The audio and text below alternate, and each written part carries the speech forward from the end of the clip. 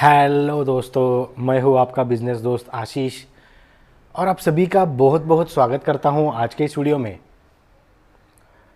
दोस्तों, आज हम बात करने वाले हैं कि कैसे आप एक फ्रूट होलसेलर बन सकते हैं, कैसे आप एक फ्रूट मर्चेंट बन सकते हैं। दोस्तों, फ्रूट होलसेलर का जो बिज़नेस है, इस बिज़नेस की शुरुआत होती है किसानों से, किसानों के फलों से, या फिर इसकी शुरुआत होती है एक फलों की बड़ी मंडी से जो किसी भी फ्रूट की जो खेती होती है उस गांव में होती है। और ये बिज़नेस ख़त्म होता है शहर के एक होलसेल मंडी में। किसान से लेके मंडी तक माल पहुंचाना, यही बस ये एक बिज़नेस मॉडल है। और इस बिज़नेस को चलाने के लिए ना आपको दिन भर फल बेचने की ज़रूरत होती है, ना फल ख़राब होने का टेंशन होता है, ना आपको कोई दुकान लेने की ज़रूरत है किसी होलसेल मार्केट में, या कहीं पर भी आपको कोई इन्वेस्टमेंट करने की ज़रूरत नहीं है। बस इस बिज़नेस को चलाने के लिए आपको कुछ कैपिटल लगता है, कुछ पैसे की ज़रूरत होती है।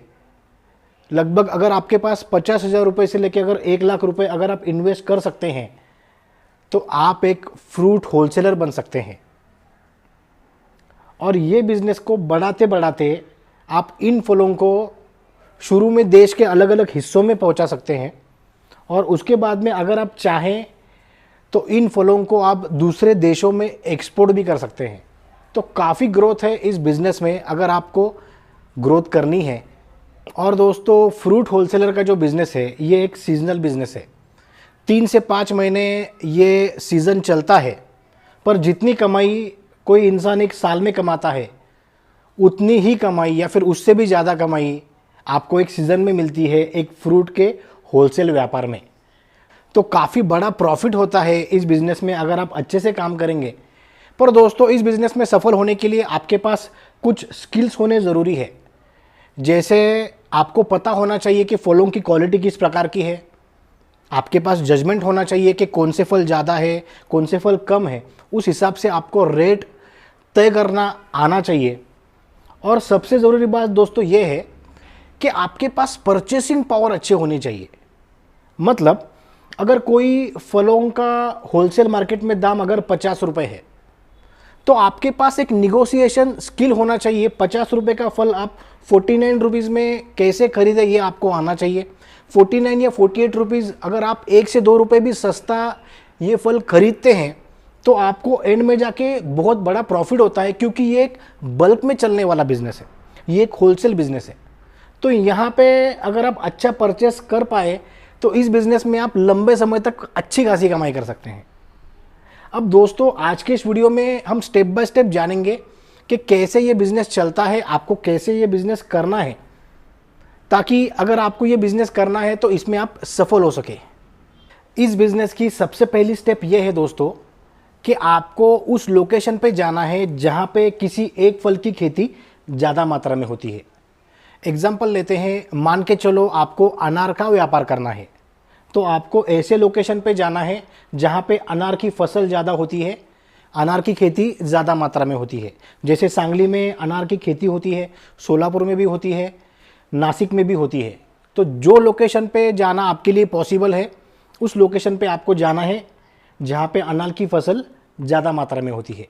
इस बिज़नेस की दूसरी स्टेप ये है दोस्तों कि जिस गांव से आप अनार का व्यापार करना चाहते हैं उस गांव से देश के कौन कौन से हिस्सों में, कौन कौन से शहरों में आप ट्रांसपोर्ट की मदद से ये अनार भेज सकते हैं।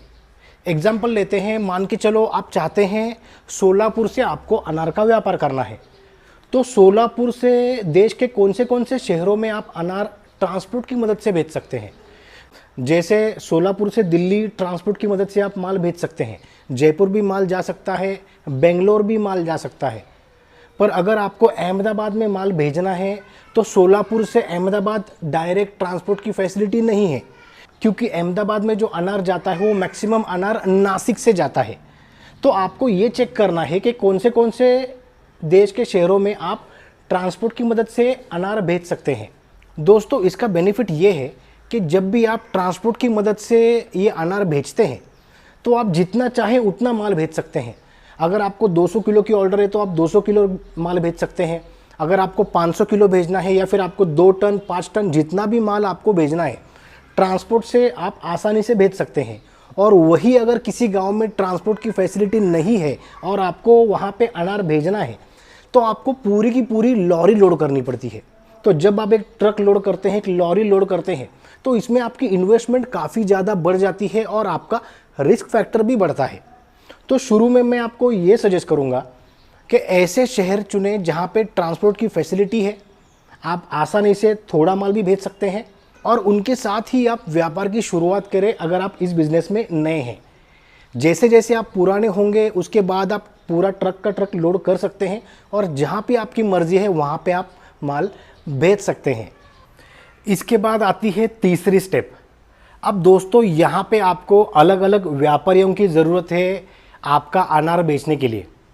तो आपको सबसे पहले 1-2 अलग अलग शहरों को चुनना होगा, जैसे दिल्ली है या फिर जयपुर है। मान के चलो आप चाहते हैं दिल्ली अनार भेजना, दिल्ली व्यापार करना, तो आपको दिल्ली में जाना होगा, दिल्ली के होलसेल मंडी में जाना होगा। जैसे आज़ादपुर एक दिल्ली का होलसेल मंडी है, एक होलसेल मार्केट है जहाँ पे फ्रूट का होलसेल व्यापार होता है। अब आज़ादपुर जाने के बाद आपको वहाँ पे एक 2-3 अलग अलग आड़तियों से बात करनी है जो आपका माल बेचेंगे कमीशन के ऊपर। ये आड़ती आपको आसानी से मिल जाते हैं क्योंकि उनको इसके पीछे कमीशन मिलता है। अब इन आड़तियों से आप बात करें, आप उनको बताएं कि आप अनार का व्यापार करना चाहते हैं उनके साथ उनके गांव में। पर दोस्तों यहाँ पे आपको एक बात बताना चाहूँगा, जब भी आप किसी भी आड़ती के साथ काम करेंगे, बिजनेस शुरू करने के पहले उस आड़ती की इन्फॉर्मेशन ज़रूर निकालें। जैसे आपने दिल्ली में किसी एक आड़ती को चुना है अनार का व्यापार करने के लिए, तो उस आड़ती के आसपास के दुकान में या फिर मंडी में जो काम करने वाले जो लेबर होते हैं उनसे उस आड़ती की इन्फॉर्मेशन ज़रूर निकालें कि क्या ये आड़ती अच्छे से काम करता है, क्या ये आड़ती टाइम टू टाइम दुकान खोल के टाइम टू टाइम अच्छा खासा व्यापार करता है, क्या ये आड़ती पेमेंट अच्छा देता है, टाइम टू टाइम देता है, पेमेंट को डिले तो नहीं करता। मंडी के लोग और अड़ोस पड़ोस के दुकानदारों को ये बातें अच्छे से पता होती है। तो जब भी आप किसी आड़ती को चुनेंगे उसके बारे में एक बार इन्फॉर्मेशन ज़रूर निकालें। वैसे 90% लोग अच्छा काम करते हैं, पर कुछ 10% आड़ती ऐसे होते हैं जो पेमेंट को थोड़ा डिले करते हैं, लेट पेमेंट करते हैं। तो ये इन्फॉर्मेशन ज़रूर निकाल लें जब भी आप किसी एक आड़ती को चुनेंगे व्यापार करने के लिए।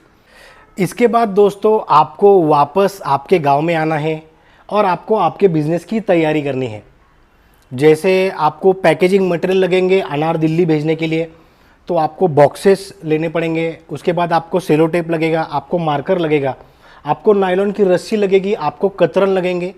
तो पूरा का पूरा पैकिंग मटेरियल का आपको स्टॉक करना है। और ये अनार पैकिंग करने के लिए और लोडिंग करने के लिए आपको कुछ लेबर्स लगेंगे। तो 2 से 3 लेबर को तैयार करें और पूरा पैकिंग मटेरियल का स्टॉक करें। पर दोस्तों आपको यहाँ पे एक बात बताना चाहूँगा, बिज़नेस शुरू करने के 1 से 2 दिन पहले, जब भी आप बिज़नेस शुरू करेंगे उसके 1 से 2 दिन पहले जो आपका आड़ती है, जो आपका दिल्ली में बैठा हुआ है आपका माल बेचने के लिए, उस आड़ती को आपको फ़ोन करके अनार का क्या रेट चल रहा है उसकी इन्फॉर्मेशन ज़रूर निकालें। जैसे 1 नंबर के अनार का क्या रेट है, 2 नंबर के अनार का क्या रेट है और 3 नंबर का क्या रेट है। चाहे तो आप इसके फ़ोटो भी मंगा सकते हैं व्हाट्सएप के ज़रिए।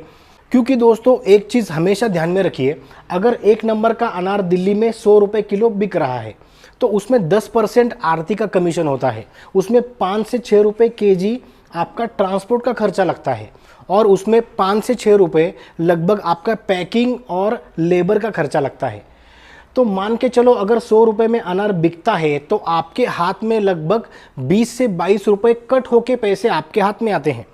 मतलब 100 रुपये का अनार अगर बिकता है आपके हाथ में 78 से 80 रुपये नेट आते हैं। तो 100 रुपये के अनार आपको 75 रुपये के अंदर परचेस करना पड़ता है आपके गांव में। तो यहाँ पे आपको प्रॉफिट मिलता है।